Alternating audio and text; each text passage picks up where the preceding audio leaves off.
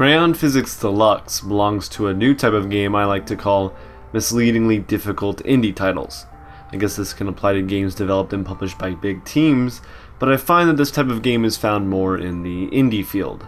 I guess small teams and budgets come with great hate towards fellow man.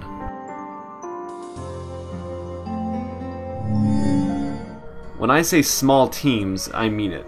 Crayon Physics Deluxe was made by one guy, Petri Purho. I hope I'm saying that right. But anyways, when I say difficult, take it with a grain of salt. Crayon Physics Deluxe is a challenging puzzler, but from my standards. As the title suggests, physics play a huge part in solving the numerous puzzles, supplemented by your own creativity. Crayon Physics Deluxe belongs to a genre of game I remember fondly during my browser-based game years. Basically, get the ball to the goal, in this case the star, by creating a path. Simple premise, simple execution, but complex possibilities.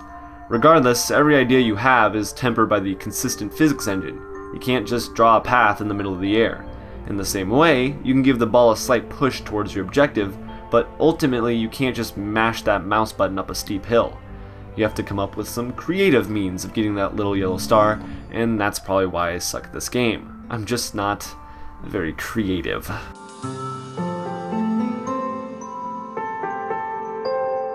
Crayon Physics Deluxe's title isn't the only part of the game that hides the frustration it holds inside itself. The game's aesthetics are delightfully and aptly crayon-themed.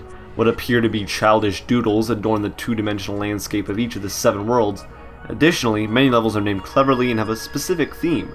When taken into account with the beautiful, relaxing music in mind, it's hard to truly get frustrated by the difficult puzzles present in Crayon Physics Deluxe. The game just feels so genuinely well made, which is incredibly impressive considering that it was originally coded in about 5 days.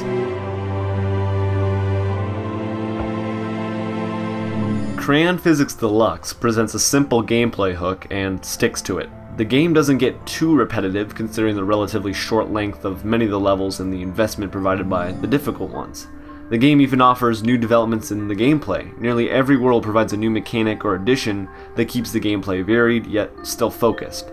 It's hard to not appreciate the simplistically brilliant presentation, and this may be a little vague and strange, but the game just feels good. To top it all off, there's even an incredibly fitting level editor mode. While I may not inherently be into puzzle games, I can wholeheartedly recommend Crayon Physics Deluxe to anyone looking for a unique and challenging one. Now, if only we could just settle exactly how you pronounce crayon. Is it crayon? I say crayon, or is it crayon?